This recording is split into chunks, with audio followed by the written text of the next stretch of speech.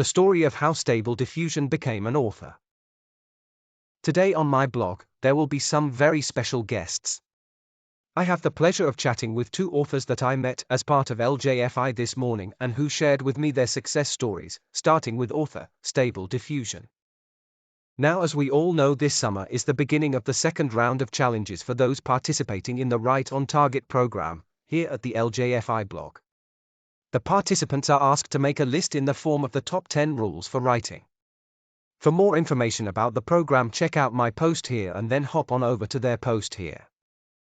But for those of you who may not be participating or aren't a member of my Facebook page, here it is. The rules for writing: 1. I am the master of my own fate. 2. Write daily. 3. Write every night, even if it's only 5 or 10 minutes a day. The quality is determined by the total quantity. 4.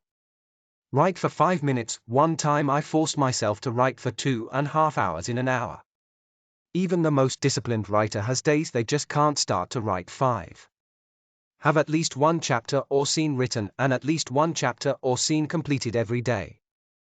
My method for writing is to write 3 chapters per night. 6.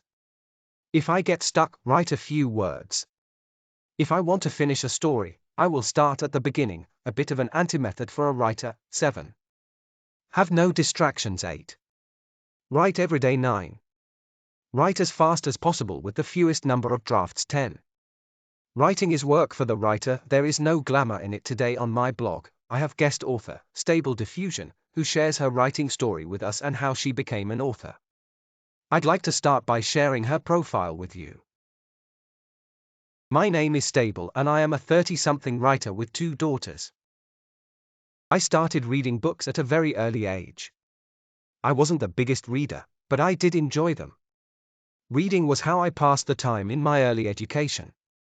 When I was 11 years old, I stopped by a second-grade teacher and asked her if I could be a reader to her class.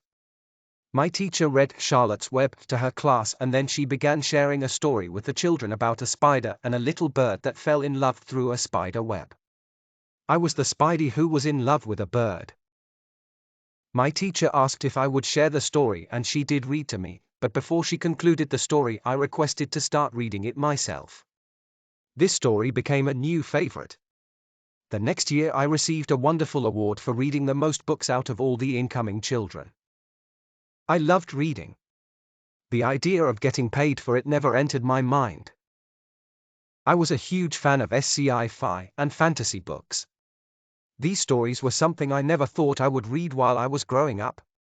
By the time I was in grade school, I already had the ability to read and write, so I never saw reading as a task to accomplish or a chore to be avoided.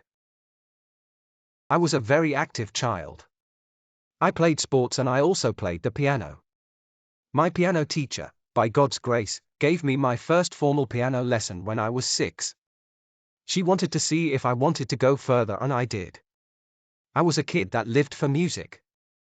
I played in my church band and I was in a marching band, as well. When my husband, Chris, graduated from college, my stepmother took me back to my father's farm. She told us before we left that it was our responsibility to provide a place for her to live in their big house. She was pregnant and I think she needed us to take care of her.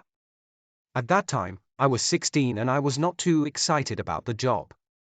I did not think I would enjoy the farm life once I got there. I didn't. But I did enjoy the farm animals. And I got to drive a tractor. Not one of those fancy ones, just one from the field. My stepmom and dad also took me fishing and riding my horse and I loved every minute of it. My dad and I went out to his dad's farm one Saturday afternoon. He had a small house out by his barn and we went out to it. We sat down by his wood stove. The sun was streaming by the window and we just talked. It was so nice. We spent all day like that, talking and looking in his photo albums. When I left that weekend I wasn't sure I would ever want to move to a more distant town.